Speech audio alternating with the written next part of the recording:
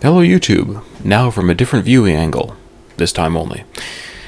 Hopefully the video quality for the in-screen is not too bad. My webcam is ancient, it was free, and I figure if I make the picture-in-picture small enough, maybe you won't notice.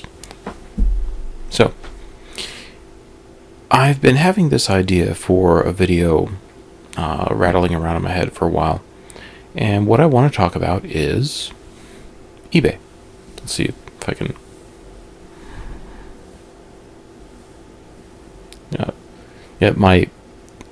trying to point... Yeah, okay. So there. The screen there. I am hilariously not used to doing this format of video. So, sorry. eBay. eBay and electronics go hand in hand quite well. A lot of used equipment can either reliably or sporadically be available on eBay for pennies on the dollar compared to what it was new, or a moderate fraction of the cost for what you can otherwise get it for. Especially if you're in the United States, then eBay for electronics, lab electronics, is pretty good if you're in the US. Now, there are various things that I've learned from both selling and buying on eBay for lab electronics, and I thought I'd share. Some things I thought, if I put out this knowledge, it could be used in an unscrupulous manner.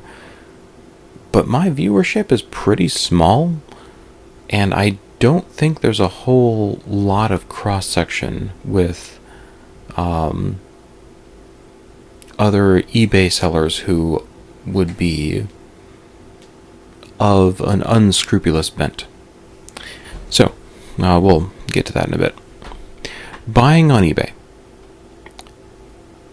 Let us say you're looking for a 34401A. And let's see, go here. It's a very common instrument. It has been mass manufactured. So you just type it in, and here pops up. You're here in multimeters. It just went there automatically. Yeah, there you go. You're here in multimeters. It went there automatically, and you have 935 results. Now,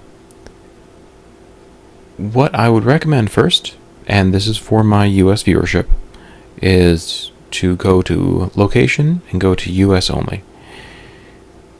The reason I would recommend that is, unfortunately, eBay can't really filter out specific countries, and this is a matter of Chinese eBay sellers. There are some very good China eBay sellers, and you can get, it's kind of like the Wild West, but you can get some incredible deals on excellent equipment secondhand for just outstanding prices that you cannot achieve anywhere else. But it is the Wild West. Something you will commonly see, and let's see if we can find one.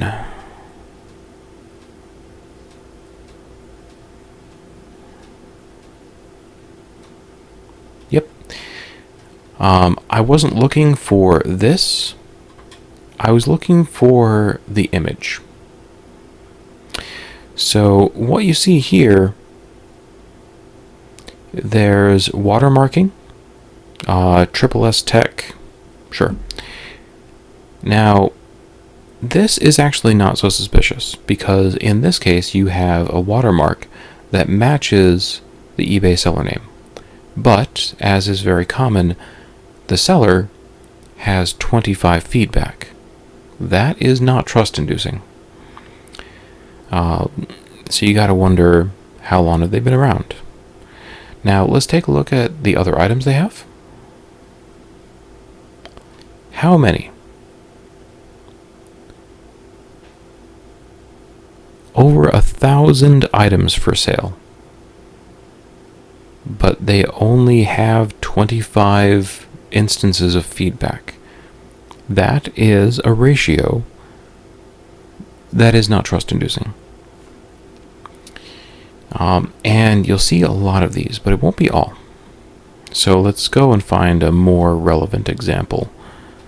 If we're looking for like watermarks everywhere, maybe a 34401A is not the best thing to search for. So let's go Advantest. And let's go, yeah, we're already in test measurement inspection. And we'll search around. We'll see if we can find. Here's not bad. Yeah. This is the kind of thing that you'll see happen. The seller name is IC Electronics. They have 15 feedback. They have 3,200 items for sale. And look at the watermarking. You have IC Electronics, Electron Ice. Okay, so that one matches them, but then there's Laypin over here. You have a part of a watermark that's obviously just been crappily blurred out. Under here you have Amivo, and then there's Laypin over here. Same thing on these, and it makes it obvious that this is actually a set of images that was copied from one store to another, and then the next store copied the copy, and each one is mostly just plastered their own watermark on top of all the rest of the crap. And one of them made an effort to try to obscure someone else's watermark. This is not confidence inducing. It does not communicate to you that this seller with 15 feedback actually has that item. That's why this is the Wild West, because this is something you see everywhere. If you do want to take a gamble on eBay from China, look for these kinds of warning signs and avoid sellers with these warning signs. Accounts that have thousands of items for sale but have 15 feedback, warning sign. Sets of images that have multiple different sellers' names spammed on them with watermarks. Basically, don't even try. It's really obvious they stole the pictures. That doesn't always mean that they don't have a thing that is the same model for sale. They might. But in general, it's the Wild West. So my recommendation is, let's go back up here. Let's go back to 34401A.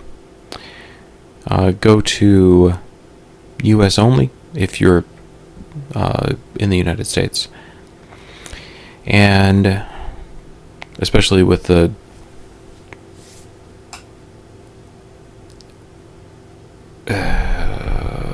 tariffs.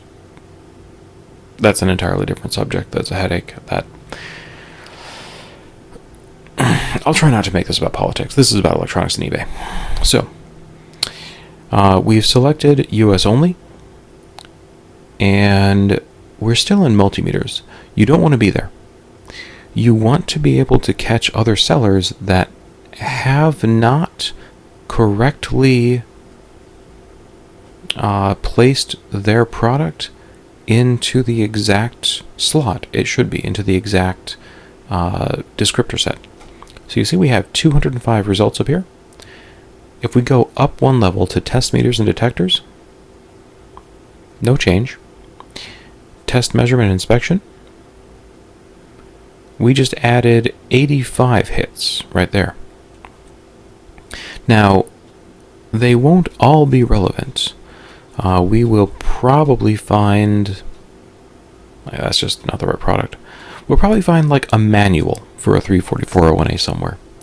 But you go up one more level to business and industrial, and that's much more of a catch-all, and now we have 317 results. Now, some functions on eBay are just outright broken. Look at the results, 317. Now let's go from best match to, let's say I want to see the lowest price. eBay says, fuck you, peasant, we'll show you what we want to. Watch. Lowest price? They just decided you don't get to see 2/3 of the results there. Let's go back one.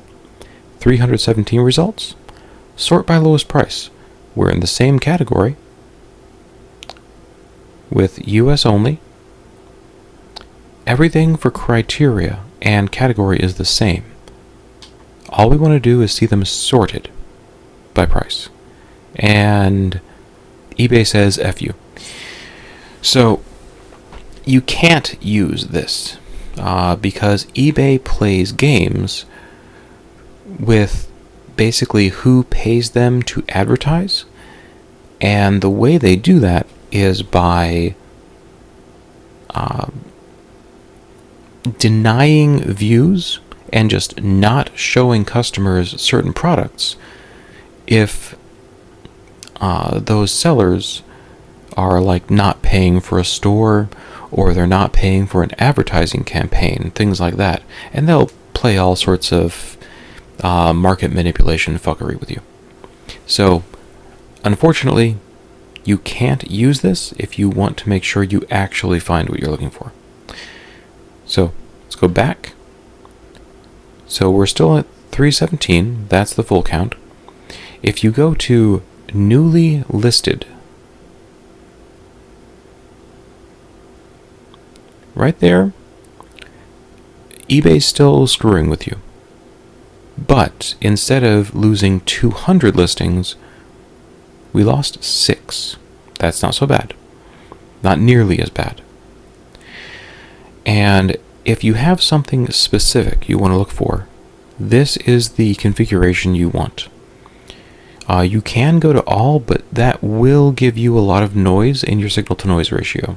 If we click on that, okay, in this case, it's not too terrible. We went to 379. But you get things like this. Underseat lockbox, Whirlpool washer. This is something I see often when I try that is, there's like a circuit board for a washing machine that has that number set. So we'll go back to business and industrial.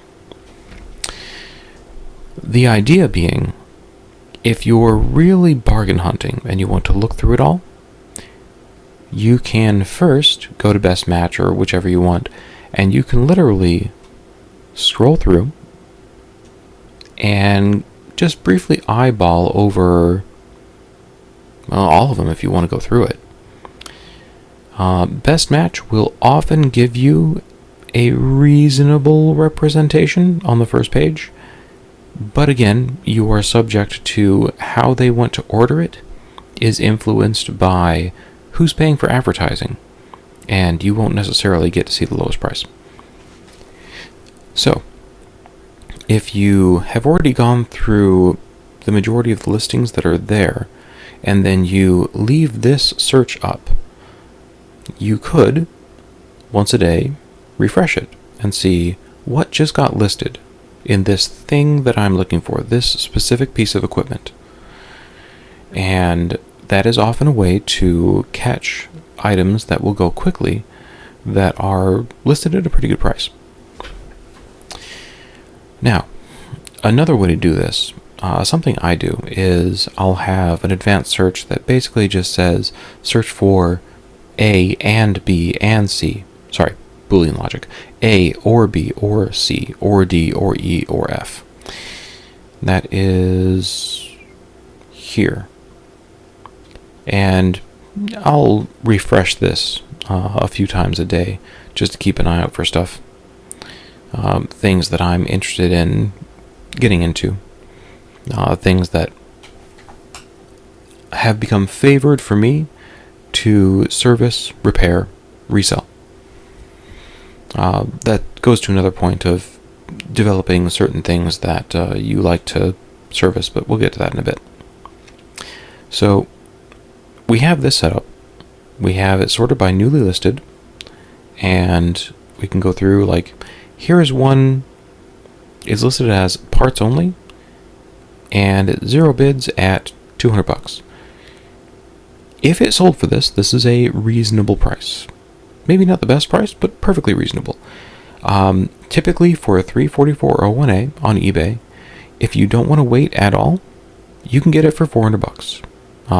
It hovers right around there for, do you want to not screw around trying to find the best price? Do you want to not take any time for it and just buy what's available?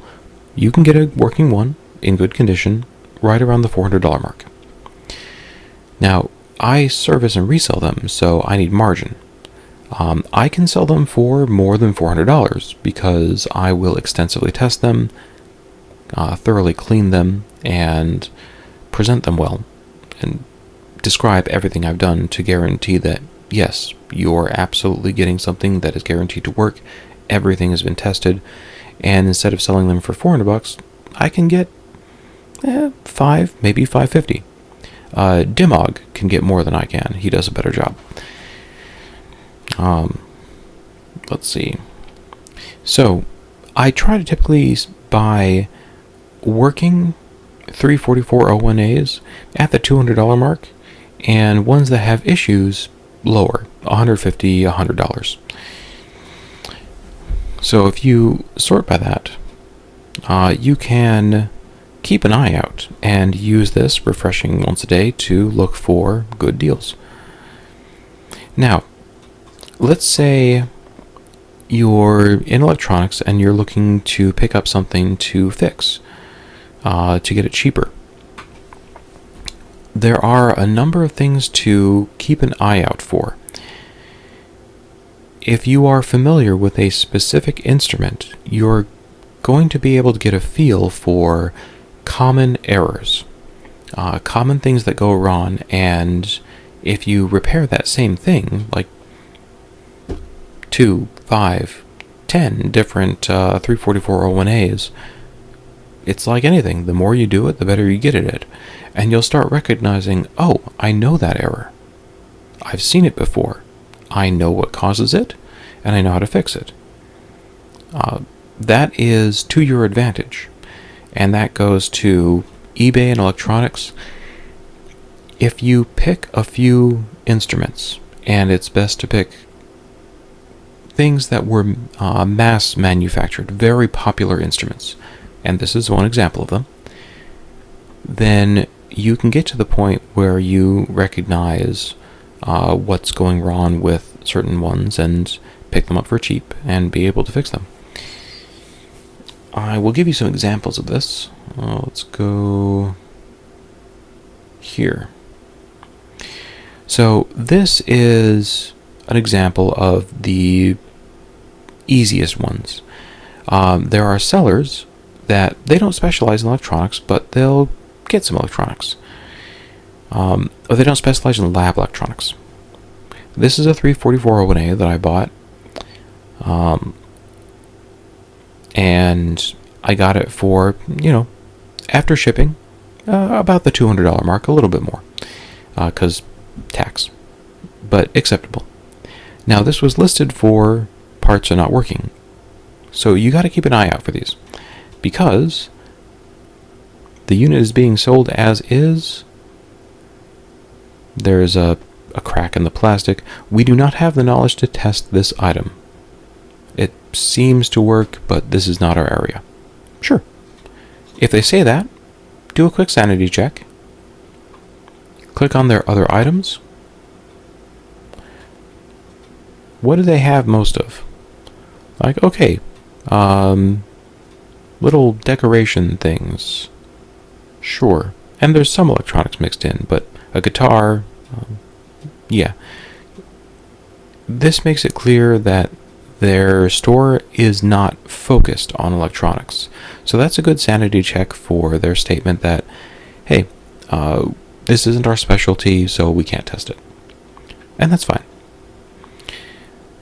So you look at it, it's been powered on. Good. The screen is bright. Excellent. It has cal stickers that, if you can see them, tell you, okay, it was working at least then. And you get a good idea of the physical condition. The physical condition is not bad. And you can make the determination, okay, 90 plus percentile, this is going to be a working unit. Because if they turn on, screen's nice and bright, there's not obvious physical defects, yeah, it's a good gamble as opposed to a bad gamble that this will work. And I've received this and it does work. Let's go to another thing to look out for. So this is a Instec milliometer. Let's go to the original listing. This was parts are not working. This is something else to keep an eye out for, specifically when there's one of these recycling sellers that there's plenty of these out there. They make their money on volume. They don't test, or they minimally test. They just plug it into power and see if it turns on. That's it. Because they process like dozens or 100 instruments a day, and they just want to make their money on volume, and there's nothing wrong with that. That's a perfectly valid business approach. Because they make their own money on volume, if something fails, they just say, hey, it failed. We're going to list it for cheap, very cheap, and probably allow offers, because we just want to move it. We got it for pennies on the penny on the dollar, and we just want to get pennies on the dollar. So this was listed for $100. And it didn't look like it was in bad condition, but they say, failed power test. Parts only. Sure. So, take a look at the pictures. Again, some signs of just dirty from use. That's completely normal. So, here is what you want to look at. And, grand prize if you're immediately noticing, oh, okay, this probably works. And if you haven't noticed it, it's right here. This is the selectable voltage block for international use. You have 100 volts for JDM, or Japanese domestic market, 120 for US market, and then 220 and 230 for the majority of your European market, and SEA, Southeast Asia. This would have most likely been in service in Southeast Asia. If we go here, yeah, it was in use in China, most likely, and they're on 220. So this was got probably in a big lot of surplus stuff, and it was set at 220. And they don't invest time in testing because they want to make money by selling lots of product, not small amounts of product individually for more money. And you can pick up some good stuff that is very likely to work just from this. And I've gotten, I can't tell you how many different instruments like that. And you can get them for very cheap.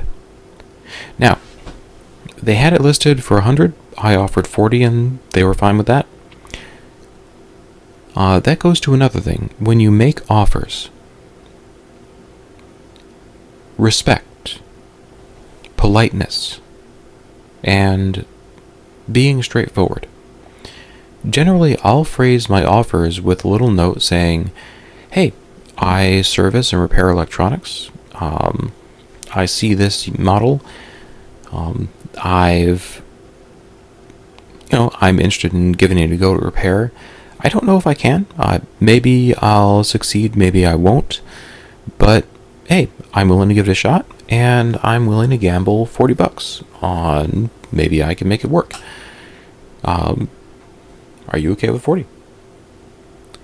It's fewer words than that, because you have like 250 characters to work with, but that's the gist of it.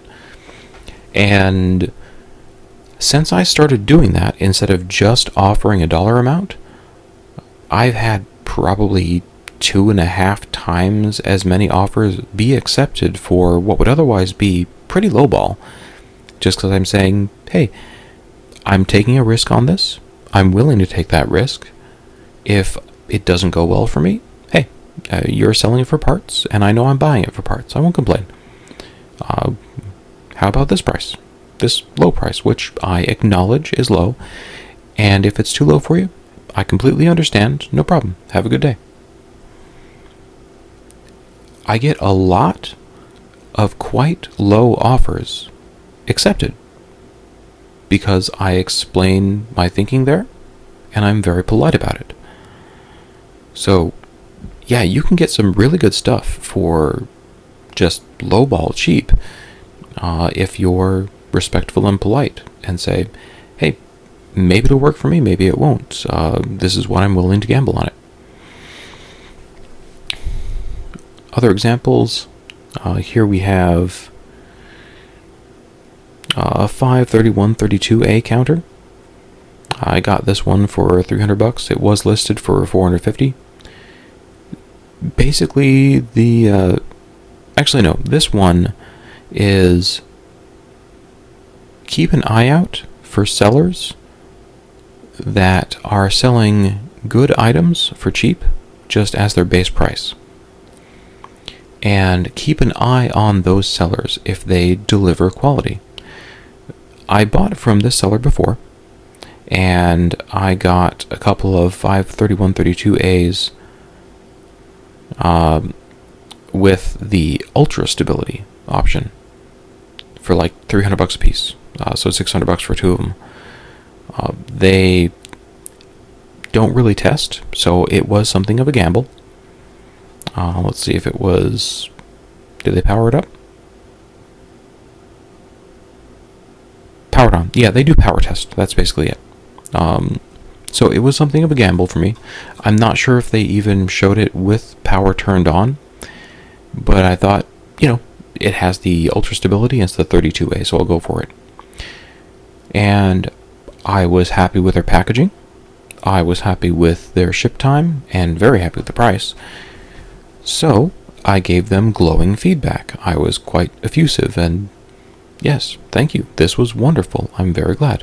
I also sent them a message around the same time I gave that feedback.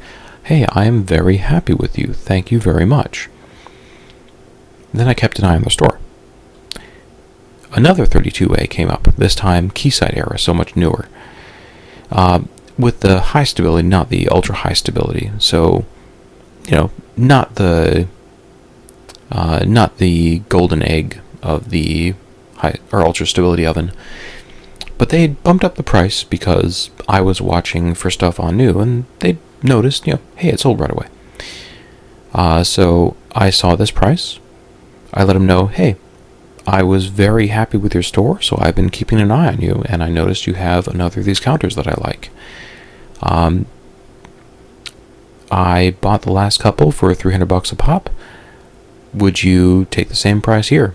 It doesn't have the option that it has installed isn't as good as the others I bought, but this is in nicer physical condition and it looks newer. Are you okay with the same price? If so, I'll, pay right away once you send me the offer. And polite, respect, and they were like, okay, yeah, we'll give it to you for $300.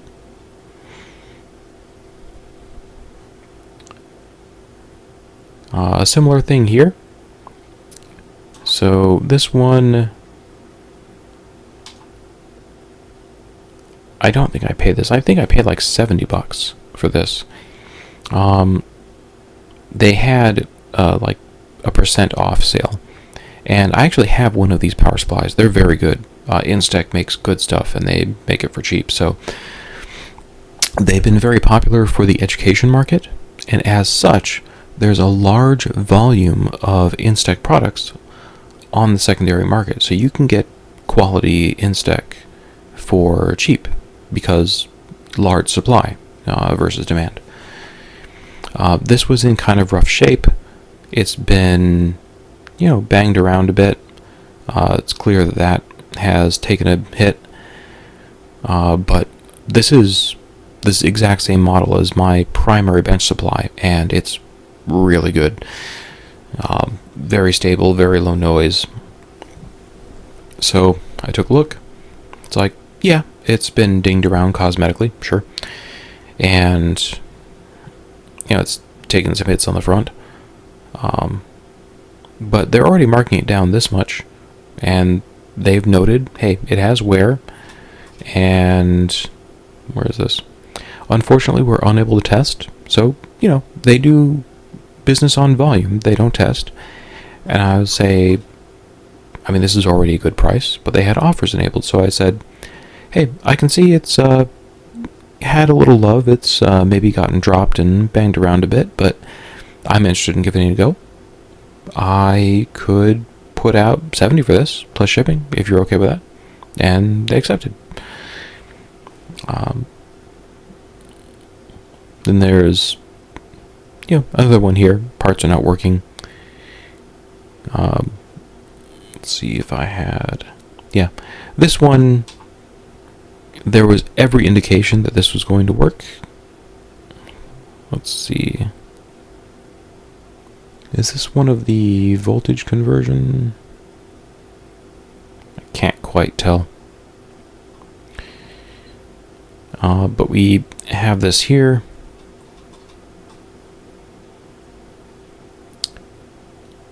As is condition. Okay, no. It powers on, but don't have leads to test. So, confirm power on, and that's it. These are, they're pretty durable. So I figured, sure, I'll go for it. Say, hey, if it has problems, I like servicing these units. Would you take 160? And yeah, they're like, sure, we can do that. That's fine. Now, for eBay, the phrase or the truism that you can trade time for money applies in a lot of ways. You can spend more time looking through listings to find something cheaper.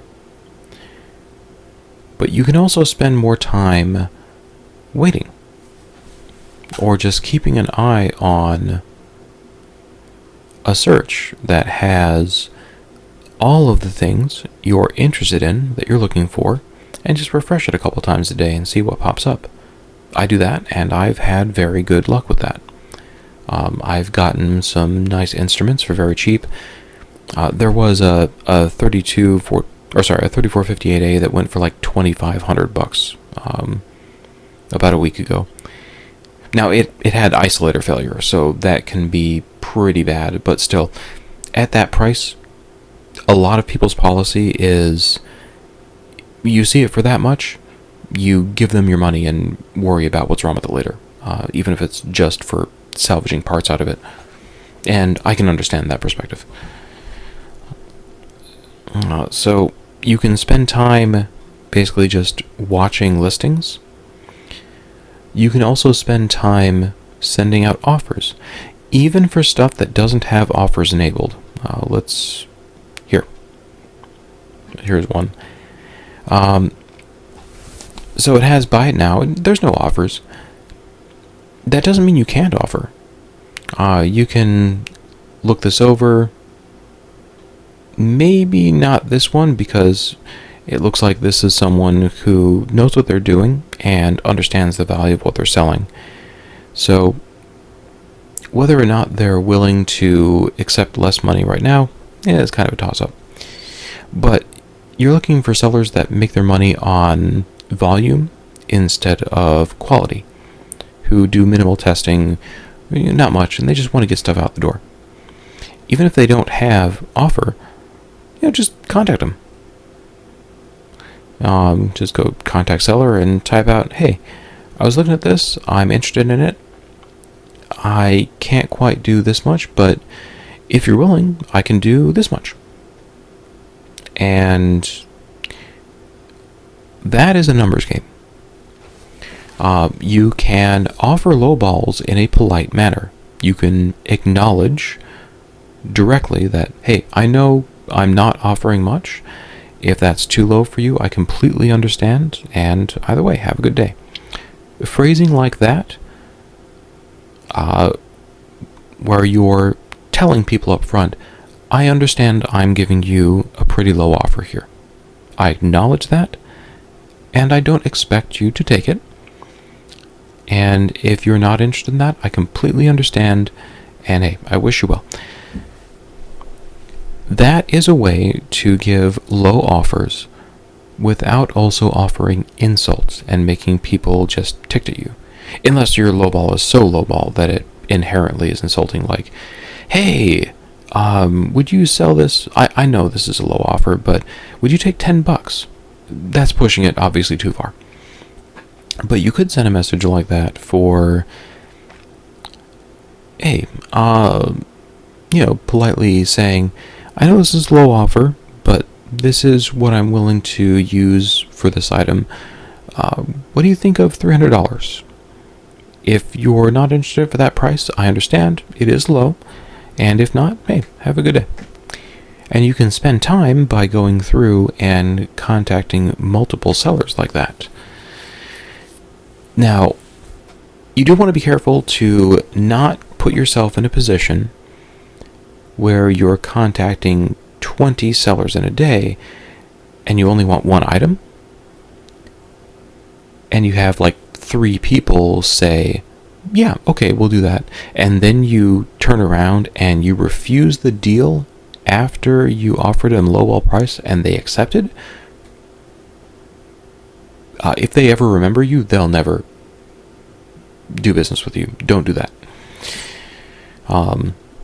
So be careful about how many of those offers that you send out in messages at a time, and how long you wait for someone to respond. What else for eBay? We went over what to look for. We went over... Oh, yes. So, on this list here, there's a few different things you can do. Like, even if you see no change, there's something else that this won't show. Go down here to Show Only, click on See All, and every once in a while, click on Sale Items. Apply. Because even if you've already seen a listing, sometimes sellers will say, I need more volume in sales right now, and they'll put stuff on sale. Let's see if we have any good examples here. No. That's a very high price switch to a normal high price. Like, this is the kind of price I asked for, this kind of price, and I've gotten it, but I do extensive testing and have pictures of it powered on and, clocked accurately. So let's scroll down to find a good example. If we can find one. 61A for 1300? Nah. And that's the end of it. For US only. After that, it's going to start showing you stuff from outside, which is mostly going to be China. So, not a lot of people will necessarily have stuff for sale or, on discounts. But that is something to keep an eye out for, and once in a while, to check that checkbox, I'll just press back on my mouse to go back to my default search. And keep an eye on that. Maybe, I don't know, however often you want to spend time on it. Once a day, once a week. Let's see. I think I'm going to cut it there because I'm pretty sure I've gone on, 40 minutes. Yeah. So, that's using eBay as basically some tips and tricks for getting lab electronics on eBay, being able to find what you want, being aware of the search manipulation screw with you stuff that eBay does and how to get around it, at least for the most part, and how to politely and respectfully get lowball offers accepted. And the thing about most common thing you want to look for when something's listed as doesn't power on, look for the voltage selector. Not always will that be the only issue. And this was the thing I worried about, like, would some unscrupulous person use that and start, like, taking things that are genuinely just borked and setting the voltage selector to the wrong one and getting a picture of that to get people to buy it for the reason I just outlined. But my viewership is small, and hopefully the cross-section isn't such that people use that with malice. But yeah, some tips and tricks that I've come across getting lab electronics on eBay, and how I get some of my stock. Like, you're typically not going to get, if you're reselling, servicing and reselling electronics, the majority of my stock for good prices I do not get on eBay. I get at local auctions. I get buying in bulk from local auctions or university surplus sales, that kind of thing. It's a rough game buying a thing on eBay in order to sell it on eBay, because inherently the difficulty there is whatever you bought it for on eBay is what it sold for on eBay. So you got to question yourself, how much value can you add that you can get margin there? If you're just looking for personal use, then you don't need to get things nearly as cheaply, but it's still nice to spend as little of your hard-earned money as possible. Alright, I'll cut it there. Thank you for watching.